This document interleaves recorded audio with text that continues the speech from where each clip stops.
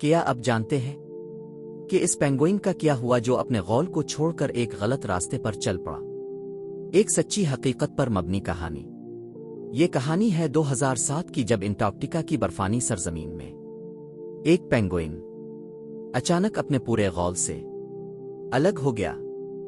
وہ نہ اپنے ساتھیوں کے ساتھ رہا، نہ شکار کی طرف گیا، بلکہ اکیلا برف کے ایک خطرناک راستے پر چل پڑا۔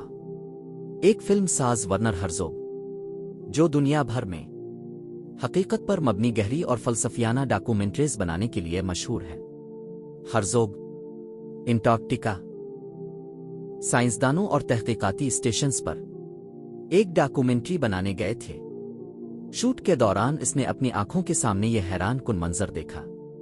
یہ غیر معمولی بات تھی، کیونکہ پینگوئن ہمیشہ سمندر کی طرف جاتا ہے، واپس اندرون برف نہیں۔ وہ کئی دنوں تک اس پینگوئن کے پیچھے چلتا رہا اور اس کا پورا سفر محفوظ کرتا رہا۔ ماہرین حیران تھے، کیونکہ پینگوئن اکیلا زیادہ دیر زندہ نہیں رہ سکتا، لیکن یہ پینگوئن سمندر کی طرف نہیں جا رہا تھا۔ وہ اندرون برف میں خاموشی سے آگے بڑھتا چلا جا رہا تھا۔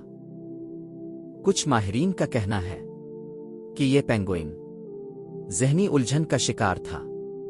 کچھ کہتے ہیں کہ شاید وہ ایموشن میں ایسا کر رہا تھا، اور کچھ کہتے ہیں کہ شاید وہ اپنی فطری صلاحیت کے خلاف چل پڑا تھا۔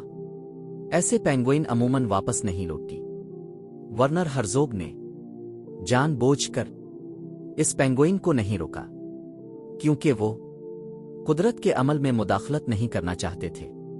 آخرکار اس پینگوئن کا انجام قدرت پر چھوڑ دیا گیا۔ یہ منظر ایک حقیقی ڈاکومنٹری میں فلمایا گیا۔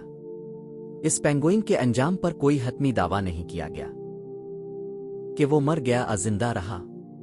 یہ کہانی ہمیں ایک سبق دیتی ہے، جب کوئی مخلوق اپنی فطرت سے ہٹ جاتی ہے تو وہ راستہ کھو بیٹھتی ہے۔ اکیلا چلنا ہمیشہ ہمت نہیں، کبھی کبھی گمراہی بھی ہوتا ہے۔ ایسی مزید سچی اور دلچسپ واقعات دیکھنا چاہتے ہو تو سبسکرائب کرو۔